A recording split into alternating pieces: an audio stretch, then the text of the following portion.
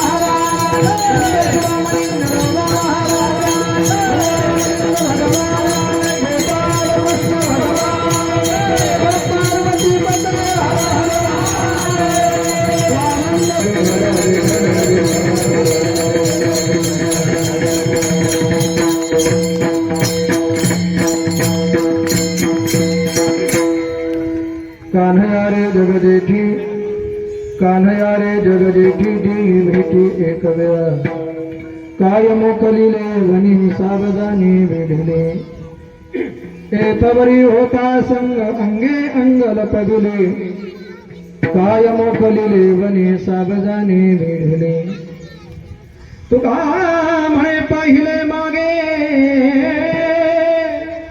तुका म्हणे पाहिले मागे एवढ्या वेगे अंतरला काय मोकलिले वनी सावधानी वेढले विठ्ठला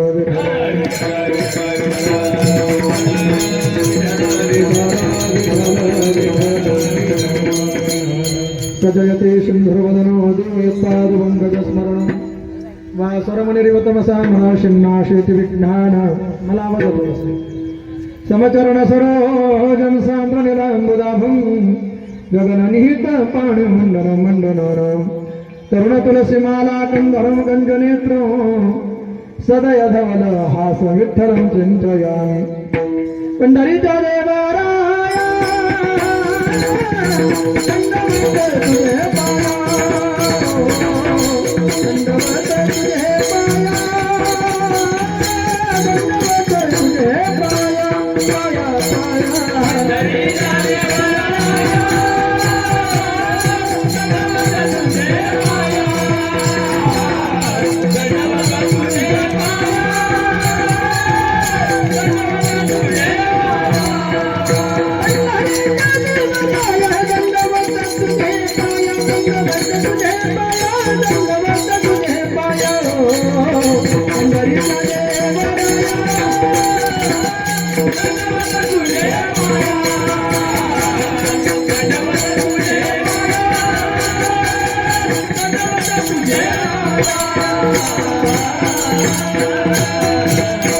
नमो ज्ञानेश्वर नमो ज्ञानेश्वर नमो ज्ञानेश्वर नमो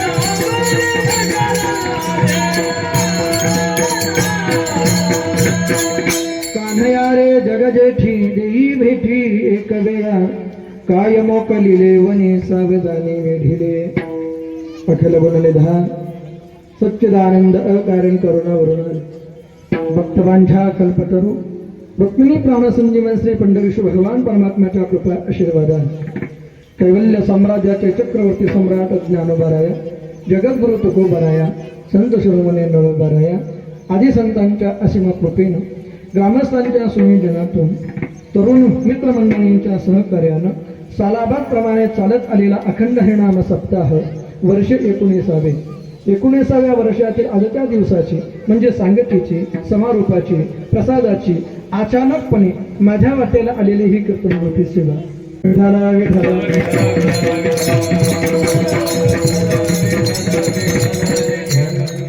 वारकरी संप्रदायानं काल्याच्या कीर्तनाला अनन्य साधारण महत्व दिलंय विठाला विठाला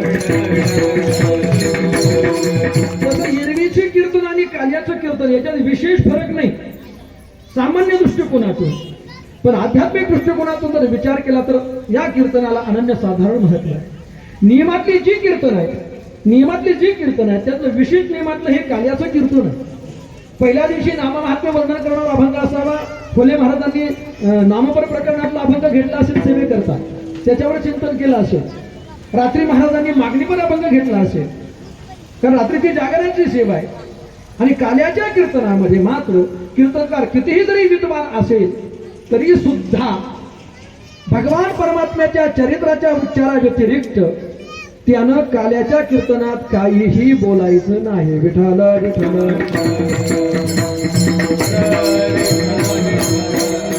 आणखी एक सांगतो नियमातली ही कीर्तन 3 मी सांगितली पण बाकीच्या कीर्तनांकरता कीर्तनकारांसाठी नियम थोडे संप्रदायानं शिथिल केले संप्रदायानं मी विचार केला मी रामकथा करतो त्या अनुषंगाने अभंगाची निवड करून कसं चिंतन मी मांडायचं एखादा गाथ्यावरची विशेष ज्याचं चिंतन असेल अभ्यास असेल एखाद्याचा ग्रंथरात ज्ञानेश्वरीवर अभ्यास असेल एखादा भावार्थ रामायण श्रीमद भागवत अनेक वेद पुराणावर ज्याचं चिंतन असेल त्यानं त्या अनुरूप तशी अभंगाची निवड आपल्या बुद्धिमत्तेनुसार विद्वत्तेनुसार करून अभंगावर चिंतन करण्याचा प्रयत्न करायचा आहे परंतु काल्याच्या कीर्तनासाठी हा नियम लागू पडत नाही आकल्याचे तारे तोडायचे पण ते तोडत असताना नियमात राहून तोडायचे हे महत्वाचं आहे बाकीच्या कीर्तनाकरता नियम शिथिल केले म्हणजे काल्याच्या कीर्तनाकरता दंड काय पहिल्या दिवसाकरता दंड काय शेवटच्या कीर्तनाकरता जागराच्या दंड काय पण एरवीची जी कीर्तन आहेत थोडा संप्रदाय म्हणाला की तुम्हाला थोडीशी सवलत काहीही बोला म्हणजे हे व्यासपीठ इथं काहीही बोलण्याचं नाही हे पहिलं ध्यानात हे प्रबोधनाचं व्यासपीठ आहे पण चाकोरीत राहूनच प्रबोधन झालं पाहिजे चाकोरी सोडून नाही रिंगण तोडून नाही जेवढं खेळायचंय तेवढं जाग्यावर खेळायचं जागा सोडून खेळायचं नाही गादी सोडून खेळायचं नाही म्हणजे ती गादी नाही कीर्तनाची विठाला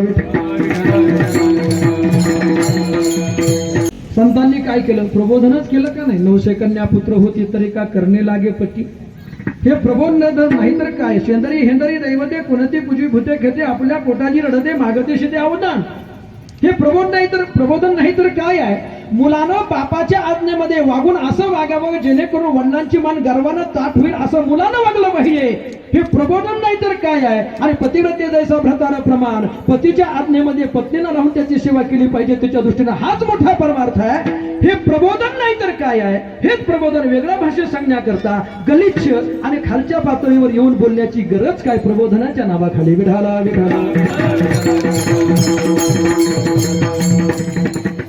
पत्नीनं पतीचं ऐकलं पाहिजे पतीच्या आज्ञेमध्ये राहिलं पाहिजे हे चांगल्या सुवाच्याने शुद्ध भाषेमध्ये संतांनी लिहून ठेवलं मग कीर्तन हा काही तमाशा नाही गचाळण अश्लील भाषेमध्ये खालच्या भाषेतून बोलायला आणला नक्कीच नाही याचा विचार तुम्ही आम्ही केला पाहिजे हे मनोरंजनाचं साधन नाही हे आत्मोद्धाराचं व्यासपीठ आहे हे आत्मोद्धाराची गादी आहे लोक म्हणतात महाराज प्रबोधन इथं कीर्तनाला येणाऱ्या पैकी 90% लोक हे स्वतःचा आत्मोद्धार करण्यासाठी आलेले असतात त्यांच्यासाठी कीर्तन आहेत हा 100% संतांचा मानस आहे हे तुम्ही प्रपंच कसा केला पाहिजे हे शिकवण्यासाठी हे नक्कीच नाही ओघानं थोडंसं सांगून जाणं, ओघानं थोडंसं बोलून जाणं, त्याकरता अतिशक्तीने एखादा मुद्दा मांडणं, जसं आईवडिलांची सेवा हीच ईश्वर सेवा आहे हे सांगणं, हे मर्यादित असावं, मोजकं असावं, जेवणात लोणच्याप्रमाणे असावं. विठाला विठाला. त्याकरता संप्रदायाने वेगळं व्यासपीठ निर्माण केलं का नाही? कुठलं? श्राद्धाचे कीर्तन आहेत, दशक्रियेची कीर्तन आहेत. बोलारा नाही कोण म्हणतंय, पण सप्ताह असो, 10वा असो, वास्तुशांती असो, नाही तर 13वा असो, आईबाप सोडून दुसरं काही जर येत नसेल तर त्यालाही काही अर्थ नाही. संप्रदायाचा नियम आहे. कीर्तन कसं असावं? नाथ महाराज म्हणतात, जेणे करुणी मूर्ती ठसावी अंतरी श्री हरीची, ऐशी कीर्तन मर्यादा आहे संतांच्या घरची. भक्ती ज्ञान विरही काहीतर गोष्टी न कराव्या, प्रेम भरे वैराग्याच्या युक्ती विवराव्या, ऐशी कीर्तन मर्यादा आहे संतांच्या घरची. कीर्तन असं असलं पाहिजे बुवा. विठाला विठाला. एक सांगू,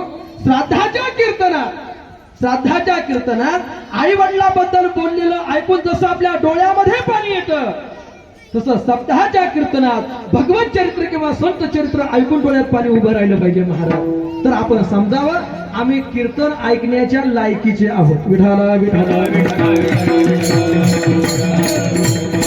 कंठे प्रेम दाटे, नैनी निरलोटे, हृदयी प्रगटे रामरूप. कीर्तन असं असलं पाहिजे.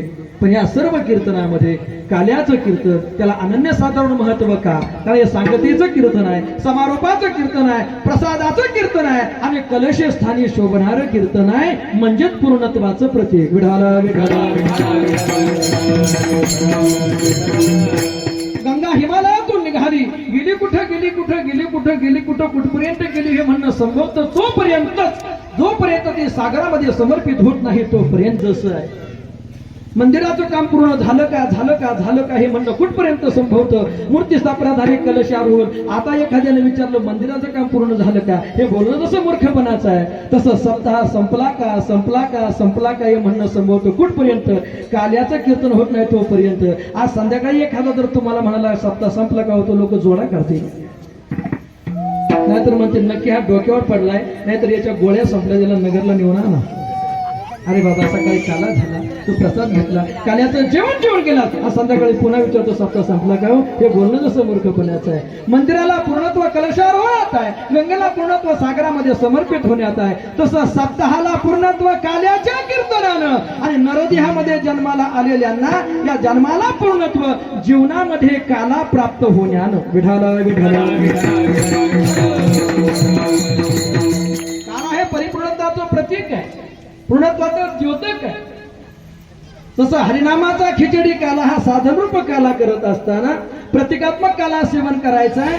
काला खाऊ दही भात, पण प्रतिकात्मक काला सेवन करत असताना साधनरूप काला प्रत्येक साधकानं केला पाहिजे आणि तो काला करत त्या प्रसादापर्यंत पोहोचलं पाहिजे. तो म्हणजे उत्तम काला. तो काला म्हणजे कोणता? तुका म्हणे काला कुठे वेद देखिला, कुठे वेद देखिला, कुठे वेद देखिला.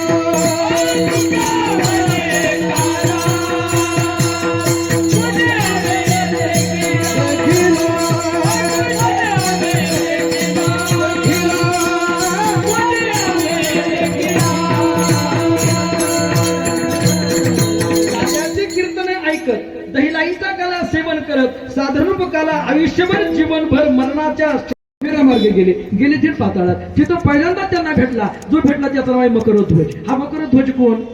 सलमान खानचा भाऊ. मकरध्वज मारुतीरायांचा पोरगा, गामापासून जन्माला आलेला. तो इथे प्रत्यक्ष बघून घ्या, भारत रामायणामध्ये त्याचं वर्णन आले. हे पण सुद्धा भारत रामायणात सांगणार आहे. मकरध्वजाची ओळख झाली, भेट झाली, युद्धाला सुरुवात झाली. जेव्हा सोडून दिवस उगवायच्या लंकेमध्ये घेऊन जायचे. अहिरावाने आणि महिरावर यांच्या विरोधात मारुतीरायांनी युद्ध पुकारलं. अहिरावर मरायचा, पुन्हा जिवंत व्हायचा, मरायचा, पुन्हा जिवंत व्हायचा. काय केलं पाहिजे आता? शेवटी मकरध्वजानं सांगितलं, याची बायको पतिव्रत आहे, नागकन्या आहे, नागराजाची मुलगी आहे. अहिरावनाच्या पत्नीचं नाव काय? तुम्हाला पुढे सांगायचं आहे. तिचं नाव आहे, नागकन्या आहे, नागराजाची मुलगी आहे, तिचं नाव चंद्रसेना. ती नागराजाची मुलगी आहे. भगवंतावर तिची प्रीती आहे, भगवंतावर तिचं प्रेम आहे. तिची इच्छा होती देवाबरोबर लग्न करावं, पण तिचं प्रारब्ध होतं राक्षसाबरोबर झालं. विठाला विठाला वाटतं. म्हणून मारुतीराय म्हणले तर तिला विचारल्याशिवाय जमणार नाही. मग आले, तिला विचारलं, भगवान परमात्मा आहे, युद्ध थांबून जाईल, काही कर, तू नागकन्या आहे, विष्णू भक्त आहे, आमची विनंती आहे की कसं काय तो मरत नाही. म्हणले तुम्ही मारणार का मग त्याला. म्हणले फक्त कसा मरत नाही एवढं कळलं तरी पुष्कळ झालं. पण तिनं एक अट घातली, माझी इच्छा होती देवाबरोबर लग्न करायचं, मनापासून प्रेम, त्याच्याबरोबर लग्न झालं नाही. मारुती, माझा नवरा कसा मरत नाही हे जर तुम्हाला जर जाणून घ्यायचं असेल तर एक करावं लागेल, त्या जगदाधीश भगवान परमात्म्याला, त्या पंढरीच्या मालकाला एक वेळेला माझ्या पलंगावरती घेऊन यावं लागेल. विठाला विठाला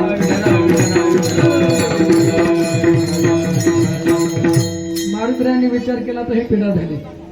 एक तर हा मर्यादा पुरुषोत्तम एक, दुसरं एक पत्नीवर धारण करून जन्माला आलाय दोन, तो येणार कसा इथपर्यंत, कसं शक्य आहे बरं. धर्माची संस्थापना करण्याकरता आलाय, दुसऱ्या स्त्रीच्या पलंगावर कसं शक्य आहे. पण बुद्धिमत्ता वरिष्ठ होते, त्यांनी वचन घेतलं, बघ घेऊन येतो, मी घेऊन येतो, पण काय जर अपशकून घडला तर एक क्षणभर सुद्धा थांबणार. तिनं मान्य केलं. अपशकून घडायचं काय कारण, सांगितलं अमृताचा कुंभ आहे माझ्याकडे आणि माझा पती रणांगणात पडला का काही भुंगे ते ते अमृत घेऊन जातात आणि त्याला त्याच्या मुखामध्ये अमृत टाकलं की तो पुन्हा जिवंत होतो. मग ते मारुतीरायांनी काय केलं, सगळे भुंगे मारले, सगळे भुंगे, 4च भुंगे उरले.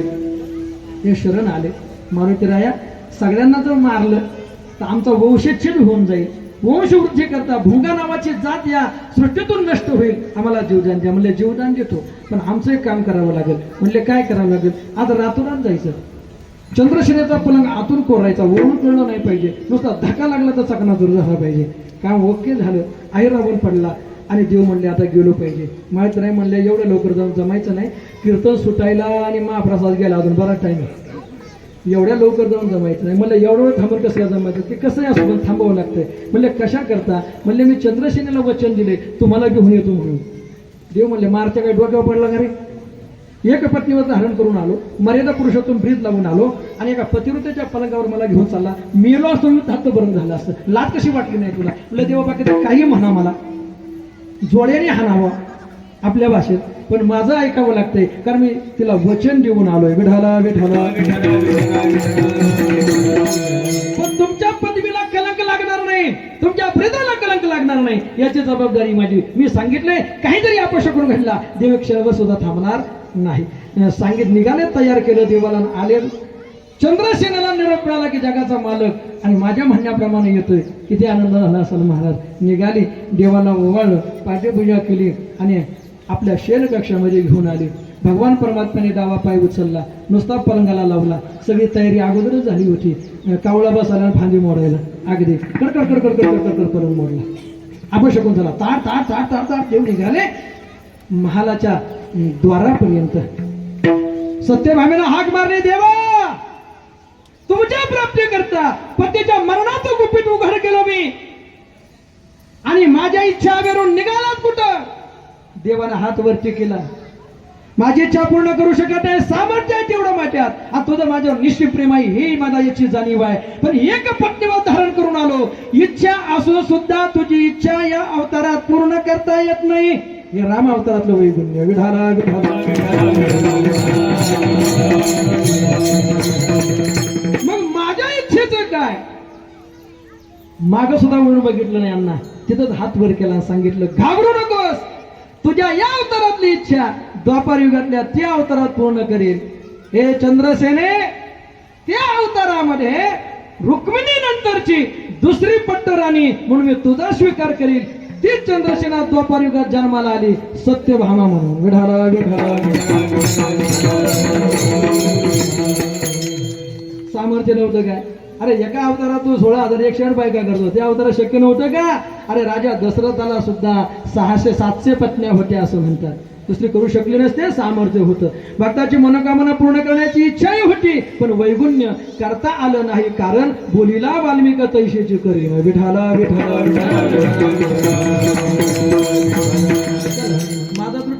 समजला, पण पुढचे थोडस आणि आपलं चरित्र कथा भाग.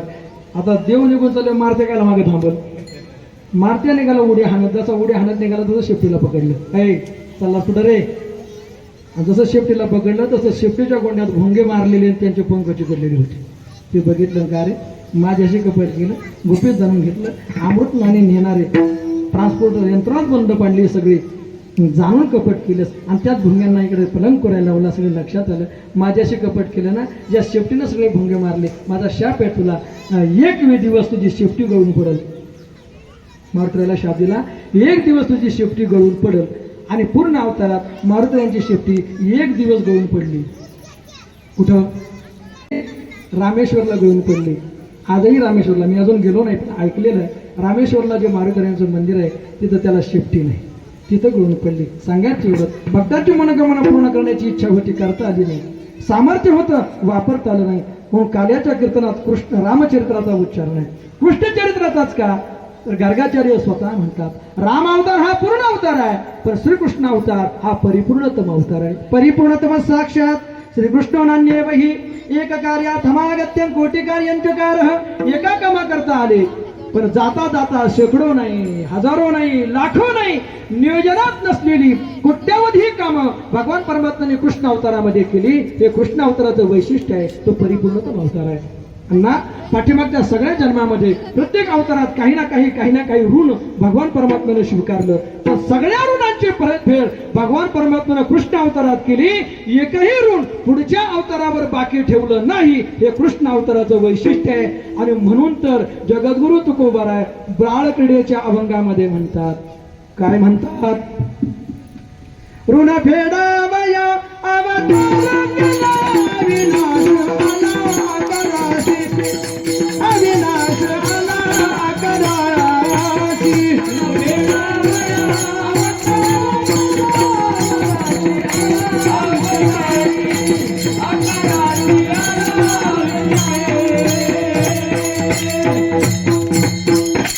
ऋण फेडावया अवतार केला, एकही ऋण पुढच्या अवतारावर शिल्लक टाकलं नाही, म्हणून पूर्ण परिपूर्णतम अवतार.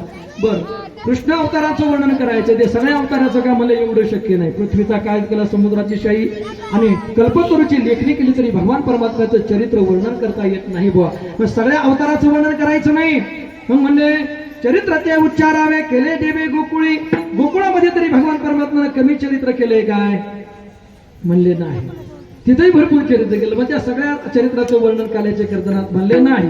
मग हे जसे चरित्र केले नारायण रांगता गोधने, रांगत असताना गाई चरत असताना देवानं जेवढं चरित्र केलं, काल्याच्या अनुरूप तेवढ्या चरित्राचा फक्त उच्चार करायचा आहे, आचारही नाही आणि विचारही नाही. विठाला विठाला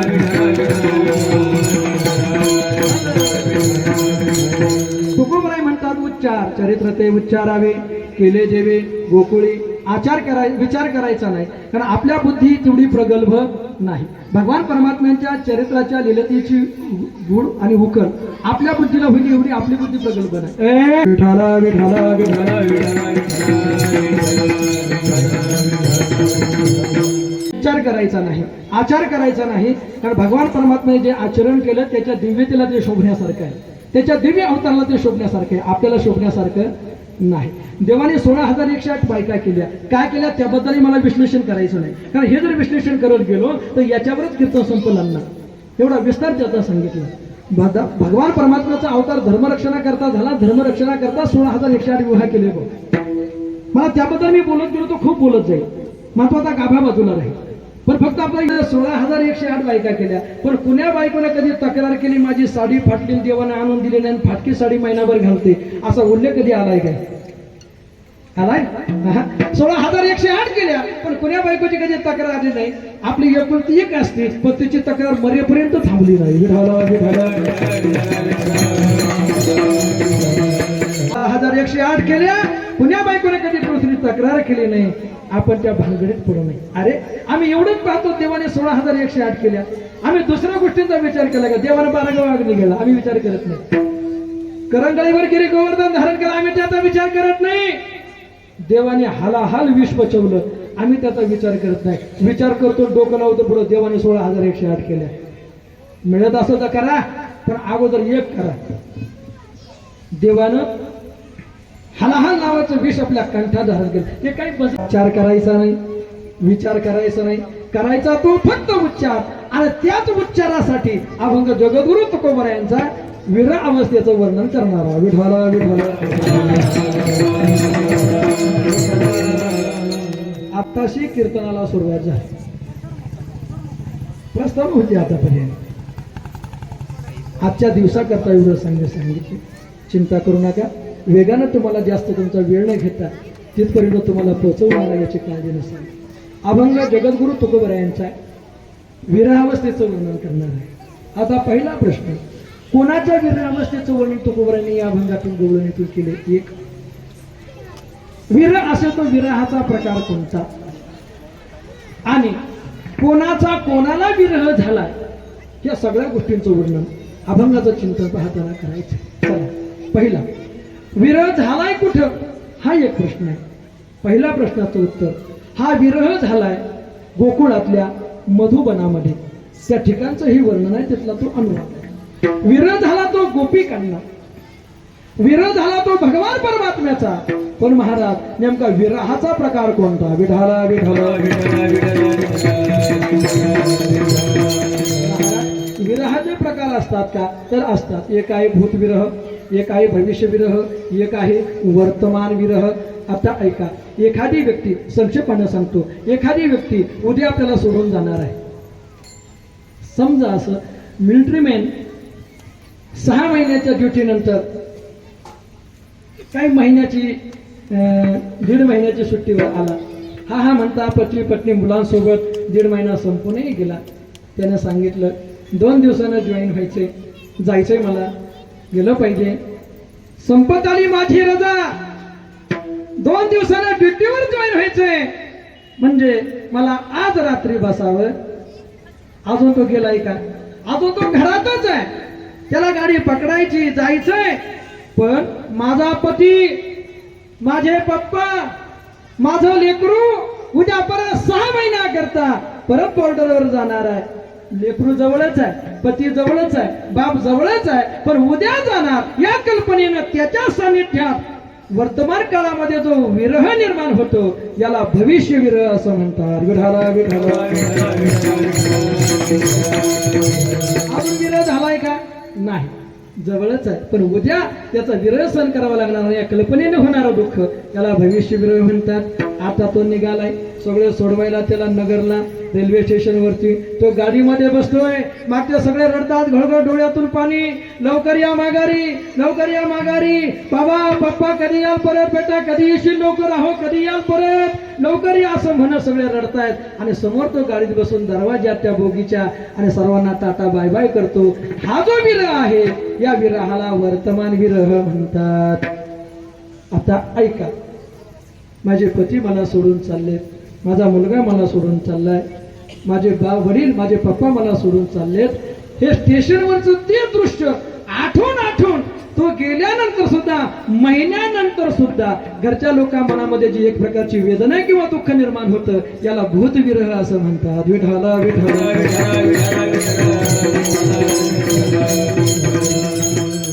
भगवान परमात्मा अवताराला आल्यानंतर सांगण्याप्रमाणे गोकुळामध्ये निघून पोहोचवलं, नंद यशोदेच्या घरी पोहोचवलं. भगवान परमात्मा हळूहळू नानाचे मोठे होऊ लागले, माया आली, तिला ते मारताना आकाशामध्ये गेली वगैरे वगैरे. नंतर थोडंसं आपण संक्षेपानं पाहणार आहोत. मग अनेक असुर पाठवले, जो गेला तो माघारी आलाच नाही. आणि मग कंसाने एक तातडीची मीटिंग बोलावली. तो गेला तो माघारी आलाच नाही रे, काय केलं पाहिजे? काय स्वप्न मंडळी होते. महाराज शत्रू आपल्या स्वस्थानी आहे, त्याला इकडे आला. ही प्रक्रिया तेव्हापासूनची. आपल्याकडे आणून त्याचा काटा काढू. मग पाठवायचं कोणाला? ज्याला पाठवायचं त्याच्यावर सहजासहजी विश्वास बसला पाहिजे ना. फार विचार करून कंसानं एक सहजासहजी त्या लोकांचा ज्याच्यावर विश्वास बसेल असं पात्र निवडलं. त्या पात्राचं नाव आहे अक्रूर. विठाला विठाला.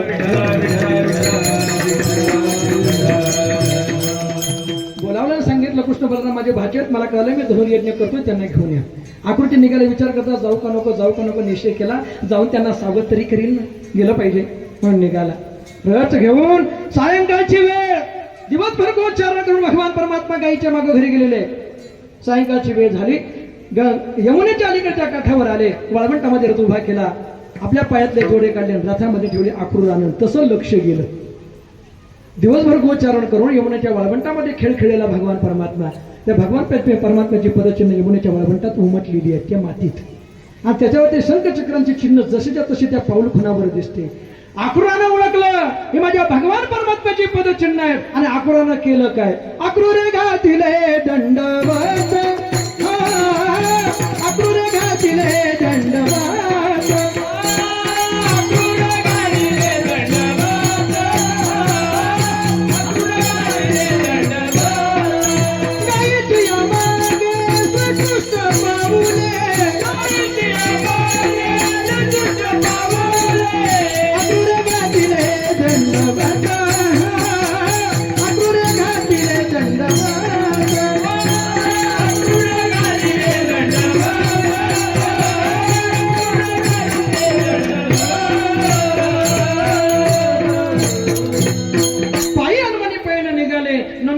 त्यांचा मथुरेतला परिचय विचारच विचार नंदबाबाच्या वाड्यासमोर रस सोडला. पण वाड्यात प्रवेश करत असताना मनामध्ये विकल्प तयार होतोय, अरे त्याचा माझा परिचय नाही, पण तो जगाचा मालक आहे, भगवान परमात्म्याचा 8 अवतार, वसुदेव देवकीचा मुलगा, तो जर सर्वज्ञ असेल, न सांगता त्याला जर कळत असेल, न सांगता त्याला जर समजत असेल, तर मला ओळखेल काय, मला तो माझी त्याची ओळख पटेल काय, मनात विकल्प आहे. निघाले नंदराजाने स्वागत केलं आणि भगवान परमात्मा गोदोह करून हातात दुधपात्र घेऊन आलेले. आकृतीनं जसं बघितलं मनातला भाव जाणला, काय कळत ना देवाला न सांगता तुम्हा कळ येते अंतर. अगदी अंतरीची घेतो गुढी, दुधपात्र बाजूला ठेवलं आणि प्रणाम केला आणि म्हणतात, काकाश्री पहिल्यांदाच आलात, बरे आहात ना? मनातला भाव मनकवडेपणानं ओळखला. आकृतीने विचार केला, हा जगाचाच मालक, निश्चिंत झाले, मला आता चिंता करण्याचं कारण उरलं नाही. जेवण वगैरे उरकले. भगवान परमात्मा कृष्ण शयन कक्षामध्ये गेलेले आणि इकडं नंद बाबाने अक्रूरजी एकांतामध्ये दोघांचं संभाषण.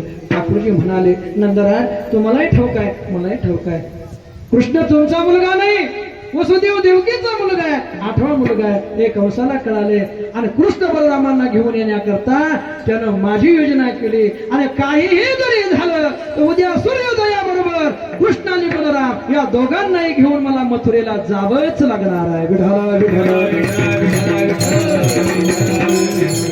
ही राजाज्ञा मोडता येत नाही महाराज. किती प्रेमाचा व्यक्ती असेल तरी हे कळालं असेल तुम्हाला. कंसाची आज्ञा इच्छा नव्हती तरी कृष्ण बलरामांना घेऊन येण्याकरता जावंच लागलं. बा विठ्ठला विठ्ठला का आलाय अक्रूर? एकांतामध्ये काय बोलतात नेमकं दोघं हे ऐकण्याकरता यशोदा दरवाजाच्या रे उभी राहिली आणि एवढ्यात नंदराजांनी हाक मारली, कृष्ण बलराम गावात आले. बाबा अक्रूरजी नेण्याकरता आलेत आणि उद्या तुम्हा दोघांनाही त्यांच्या बरोबर मथुरेसाठी जायचंय. लवकर झोपा, ब्रह्ममुहूर्ताला लवकर उठा. सगळं संभाषण अक्रूर आणि नंदबाबांचं यशोदेने ऐकलं. आता ऐका, तुम्ही माझ्याकडे लक्ष द्या. इकडं तिकडं बघायचं नाही, तुमच्यासाठी सांगतोय. आता सगळ्यात महत्वाचं मला सांगा, 11 वर्ष स्वतःच्या पोटचं लेकरू म्हणून, काळजाचा तुकडा म्हणून, तर हाताच्या फोडाप्रमाणे ज्या यशोदेने भगवंतावर प्रेम केलं, माया केली, माझ्या पोटचा गोळा आहे म्हणून प्रेम केलं, आणि 11 वर्षानंतर तिला कळालं हा माझा नाही, हा देवकीचा पुत्र आहे, तर यशोदेला काय वाटलं असेल? विठ्ठला विठ्ठला खालीच बसली. ऐका, माझं लेकरू म्हणून ज्याच्यावर प्रेम केलं तो कृष्ण सोडून जाणार आहे, कळालंय मला. तो वसुदेव देवकीचा पुत्र आहे, तो जाणार, तो परत कधीच ना माघारी येण्याकरता. भगवान परमात्मा अजून गेले नाहीत महाराज, अजून गोकुळातच आहे शयन कक्षामध्ये. पण उद्यापासून त्या भगवान परमात्म्याचं दर्शन मला कधीच घडणार नाही. पण डोळे भरून त्याचं नयन मनोहर रूप आपल्या दृष्टीमध्ये साठवावं. पण डोळ्यातले अश्रू पुसले आणि मैया यशोदा कृष्णाच्या शयन कक्षामध्ये. भगवान परमात्मा डोळे झाकून फक्त पडले. भविष्य, भूत, भविष्य, वर्तमान ज्याला एका वेळेला करतो तो जगाचा मालक उद्या या सगळ्यांना सोडून जाणार आहे. कोणाकोणाला सोडून जाणार आहे? ज्या गोधनानं माझ्यावर प्रेम केलं त्यांना सोडून जाणार आहे. मित्रत्वाच्या नात्यानं, बंधुत्वाच्या मित्राने प्रेम केलं गोपाळाने, त्यांना सोडून जाणार आहे. पोटच्या लेकरासारखं माझ्यावर प्रेम केलं त्यानंतर यशोदेला सोडून जाणार आहे आणि माझ्या करता ज्यांनी संसाराची राग रांगोळी केली त्या सगळ्या गोपिकांना सोडून जाणार आहे. पण उद्या जर त्यांना कळलं मी कधीच माघारी येणार नाही आणि अडवलंच मला तर मी त्यांना सोडून जाऊ शकेल काय या कल्पनेनं देवाच्याही डोळ्याला डोळा नाही. फक्त डोळे झाकून पडलेले यशोदा आणि डोळे झाकून नित्पीत पडलेला भगवान परमात्माच्या त्याच्या डोक्यावर हात फिरवते. मुखाकडून बघितलं आणि अंतकरणामध्ये एक वेदना उमटली. उद्यापासून हे नयन मनोहर रूप माझ्या कधी दृष्टीला पडणार नाही. डोळे भरून आले आणि डोळ्यातल्या अश्रूंचे काही थेंब भगवान परमात्म्याच्या कपाळावरती पडले. भगवान परमात्मा उठून बसले आणि माझ्या यशोदीकडे बघितलं तर घळघळ अश्रूंच्या धारा गालावर खाली उघडतात. आपल्या नाजूक हाताने डोळ्यातले अश्रू पुसले आणि विचारतात मैया तेवढ्या मध्यरात्री माझ्या शयन कक्षात आणि तुझ्या डोळ्यात पाणी का रडतेस? कृष्णा आक्रोश आलाय रे. माहित आहे आई उद्या घेऊन जाणार माझ्या राजा. माहित आहे त्याला उद्या जाणार तर कधी ना माघारी येण्याकरता. पण तरी आपल्या आईची समजूत करतो. आई यात रडण्यासारखं काय आहे ग? रोज गाई चारायला जातोच ना, सायंकाळी माघारी येतोच ना, तसा मी जाईल. बाबांनी सांगितलंय दिवसभर धरून यज्ञ पाहिल आणि सायंकाळी दिवस मावळाच्या आत माघारी येईल. ओढून छातीला लावला मैया यशोदेनं टाव फोडला. कृष्ण माझा राजा माझा अंतकरण सांगतोय उद्या जाशील ते परत कधी ना माघारी येण्याकरता. विठाला विठाला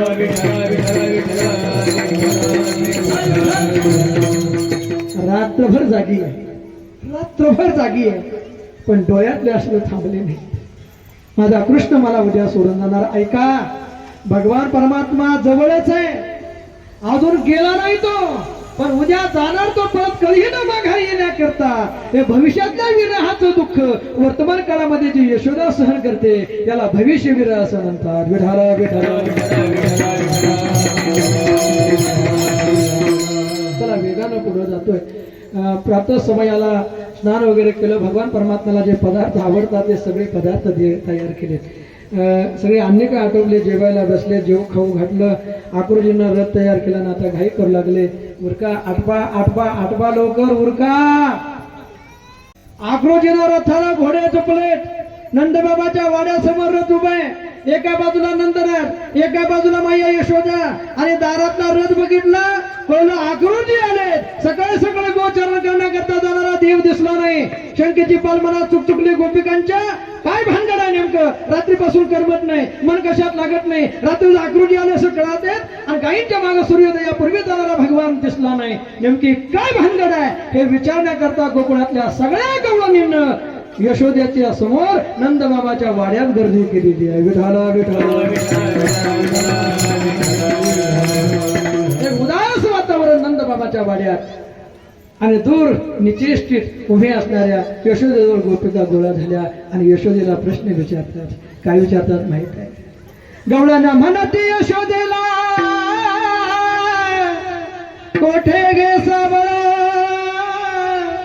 कारत शृंगारीला सांगे मजला आक्रूर भासे बाई गे साजनी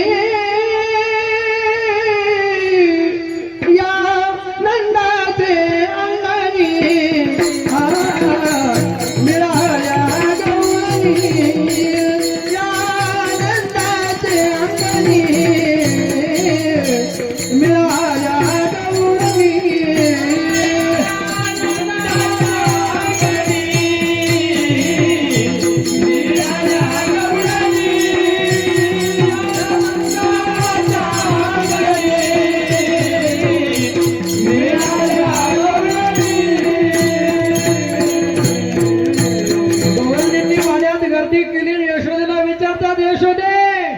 सकाळी सकाळी गायींच्या मागे जाणारा भगवान परमात्मा दिसला नाही. आकृतीने रथ उभा केलाय, रथ सज्ज आहे आणि घरातलं हे सुखी वातावरण, उदास वातावरण गोपिकांना बघितलं आणि गाऱ्हाण्यांची आठवण झाली. थोडस उजवे गाणं म्हणते का ग बरंच झालं ना. आता उद्यापासून माझ्या लेकराचं गाऱ्हाणं करायची गरजच नाही राहिली तुम्हाला. म्हणजे निघाला ग तुम्हा मला सगळ्यांना सोडून तो कायमचा निघाला मथुरेशी चक्रपाणी जातो गे साधनी ऐकलं कायमचा निघाला काय वाटलं असेल ज्याच्यासाठी संसार सोडला पतीला सोडलं सासू सासरे घरदार सगळ्याचा त्याग केला विसरल्या कामधंदा सासू सासऱ्याचे नाही मर्यादा सर्वस्व सोडून ज्याच्या चरणी रथ झाल्या तो तर कायमचा सोडून निघाला गौराने शोक करू लागला आणि शिव्या देतात का रे ए आक्रोड तुझं नाव आहे देवाला नेण्याकरता आला अरे कोणी पाठवला तुला आमचा देव नाही आमचा जीव घेण्याकरता आला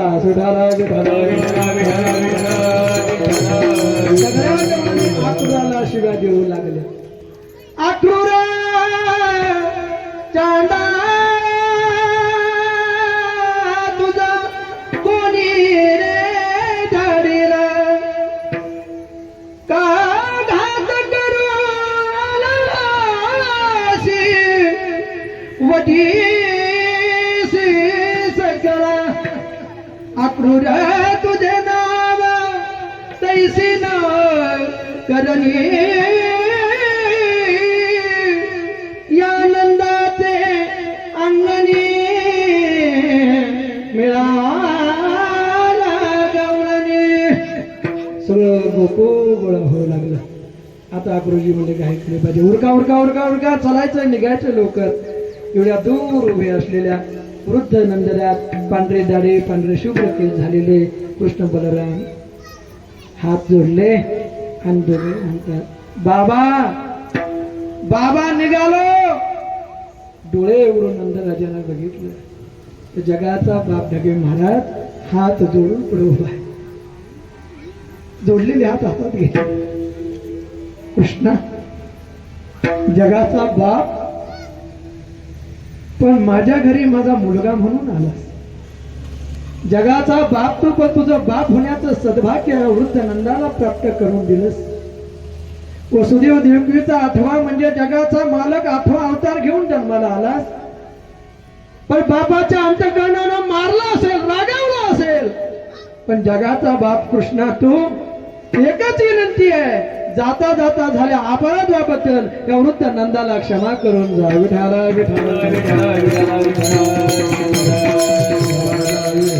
देवाचे डोळे भरून आले काय बोलावं हे कळेना दर्शन घेतलं निघाले दगडाच्या पुतळ्यासारखी उभी आहे ज्याला सर्वस्व अर्पण केलं ज्याला सर्वस्व मानलं तो जगाचा बाप माझा मुलगा म्हणून माझ्या घरात आला ज्याला उदरातून जन्म न देता अगदी एवढा आनंद मला दिला तो कायमचा मला सोडून निघाला सर्वस्व लुटलं मी भनंग भिकारी झाले या अवस्थेमध्ये उभी आहे माता यशोदा एक एक पाऊल टाकत भगवान परमात्मा यशोदेच्या समोर खांद्यावर हात ठेवला यशोदेचा आणि भगवान परमात्मा म्हणतात मैया मैया मैया निघालो भानावरच नाही गदगद गदगद हलवलं मैया निघालो मी निघालो शब्द कानावर पडले आणि कृष्णाला समोर बघितलं तसं ओढलं छातीला लावलं ना हंबरडा फोडला कृष्णा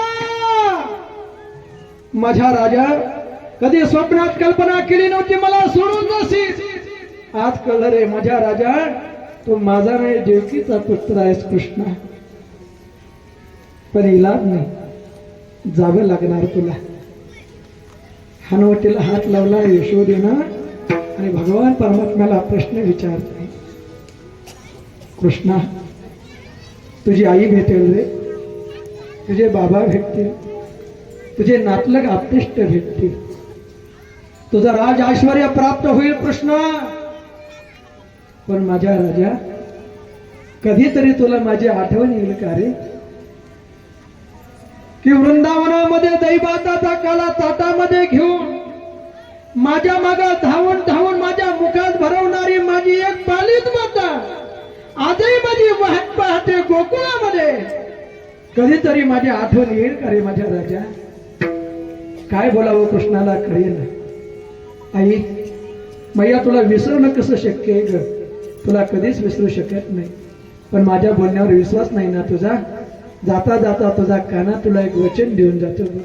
भले मी वसुदेव देवकीचा पुत्र असेल, भले मी यादव असेल, भले मी मथुरेचा सम्राट असेल, पण मैया ज्या ज्या वेळेला मला माखन चोर म्हणतील, ज्या ज्या वेळेला मला कान्हा म्हणतील, त्या त्या वेळेला लोक वसुदेव देवकीचा नाही तर नंद यशोदेचा कान्हा म्हणतील. विठाला विठाला विठाला विठाला विठाला.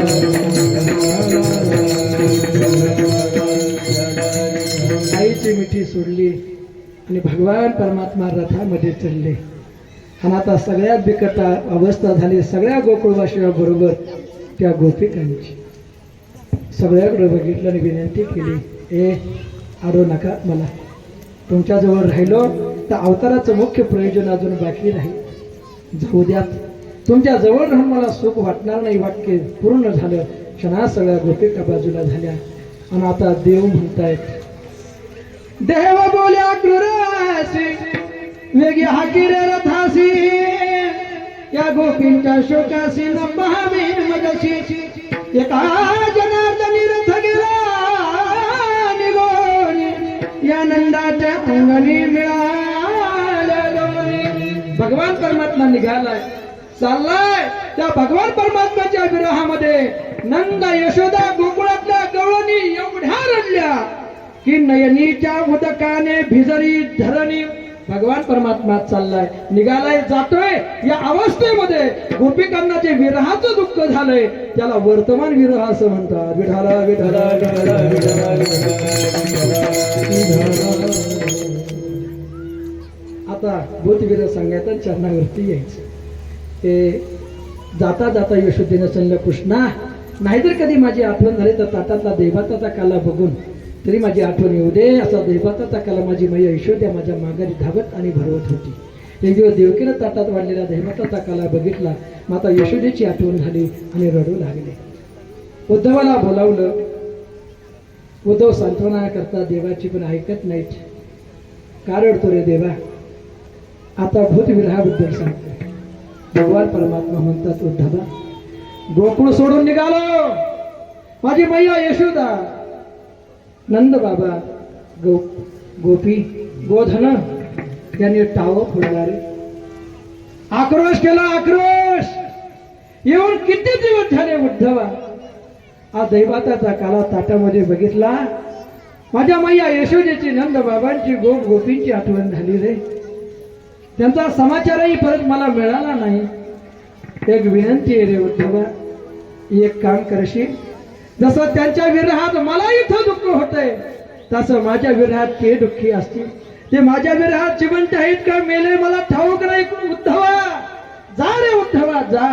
माझी विनंती आहे, जाऊन त्यांचा क्षेमकुशल विचारून त्यांचा निरोप घेऊन माघारी. उद्धवा सांत्वन करा गोकुळवासी जनांचे. कित्येक वर्षानंतर आजही गोकुळाची आठवण होऊन भगवान परमात्म्याला त्या वर्तमान विरहाच्या नंतर आजही गोप गोपी नंद यशोदेच्या विरहाचं दुःख होतं. याला भूत विरह असं म्हणतात. विठाला विठाला विठाला. तीन विरह मी सांगितले, भूत विरह, भविष्य विरह आणि वर्तमान विरह. मग ज्या विरहाचं वर्णन या अभंगातून तुकोबरायांनी केलंय ते भगवंताचा गोपिकांना झालेला विरह हे कोणत्या प्रकारातला विरह आहे तर त्या विरहाच्या प्रकाराचं नाव आहे वर्तमान विरह. अगदी रासक्रीडा करत असताना गोपिकांच्या अंतकरणामध्ये निर्माण झालेला अहंकार आणि त्यांना योग्य वेळेला याचे भान व्हावं म्हणून राधेच्या हाताला पकडलं आणि देव भगवान परमात्मा त्या रासलीलेतून गुप्त झाले. पळत पळत निघाले. राधा दमली आणि तिच्या मनात आलं, सगळ्यांना सोडलं मलाच घेऊन आला. म्हणजे सगळ्यात जास्त माझ्यावरच प्रेम आहे. अहंकार निर्माण झाला. देवाने विचार केला, अरे हे कोरोनाची लागण इकडे सुद्धा झाली. कुठे गेली फिरायला काय माहिती? कोणाला तरी भेटायला गेली, कुठेतरी हात लागला, ते विषाणू चिटकले आणि ही पॉझिटिव्ह. आता तिला क्वारंटाईन केलं तर बरं आहे, नाही तर हा आजार अजून फोपवण्याची लक्षणं दिसतात. म्हणून राधा आता म्हणत्या देवा मी जपले रे पळून पळून धावून, मला आता खांद्यावर घे. आणि खांद्यावर बसता बसता अहंकार निर्माण झाला. देव तिथंच गुप्त झाले. विचार केला मलाही सोडलं देवानं. देवाच्या विरहामध्ये व्याकुळ झालेल्या सगळ्या गवळणी राधेजवळ आल्या आणि विचारलं का ग, मला वाटलं तूच एकटी भाग्यवान आहे, आम्हाला सोडलं, तुलाच घेऊन आला, पण तुला सुद्धा सोडलं. आम्ही सगळ्याच गवळणी एकत्रित आल्या आणि आल्यानंतर भगवान परमात्म्यानं पुन्हा भेट द्यावी या विरावस्थेमध्ये भगवान परमात्म्याची आळवणी करू लागल्या. त्या वर्तमान विरहाचं वर्णन केलं अभंगाच्या पहिल्या चरणात. जग जेठी कानया रे जग जेठी कानया रे जग जेठी कानया रे जग जेठी कानया रे जग जेठी कानया रे जग जेठी कानया रे जग जेठी कानया रे जग जेठी कानया रे जग जेठी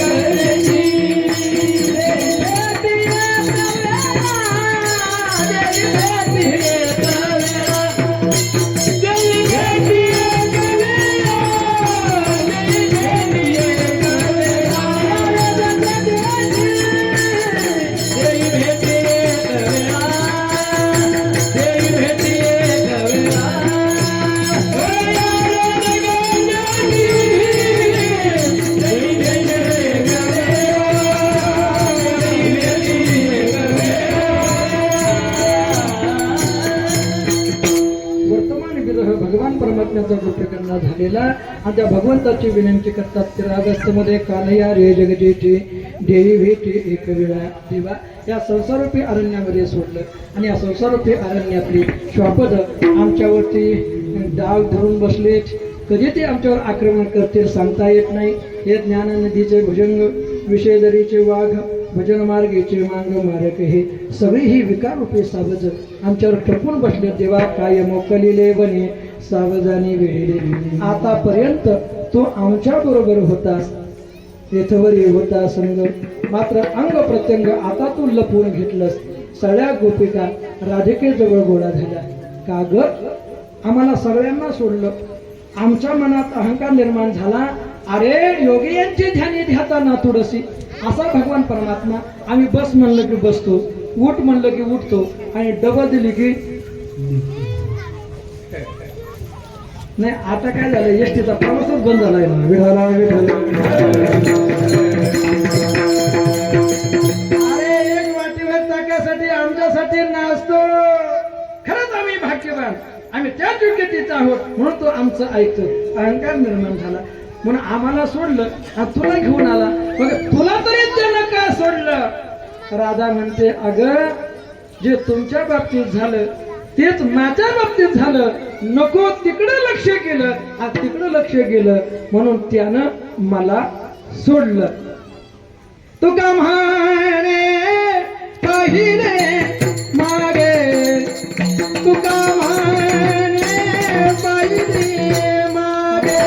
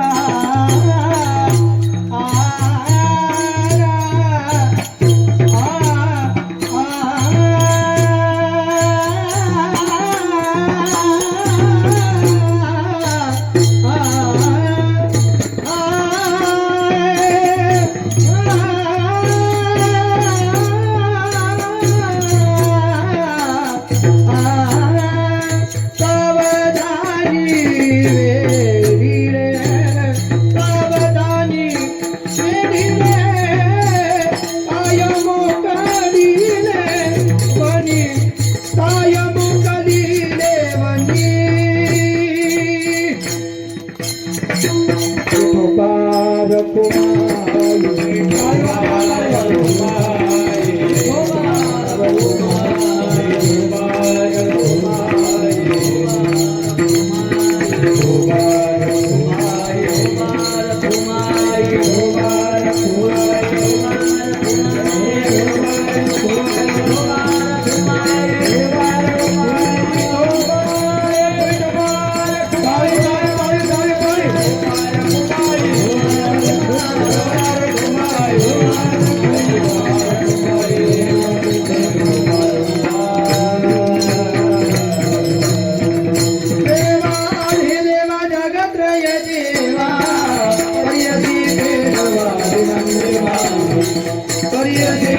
देवा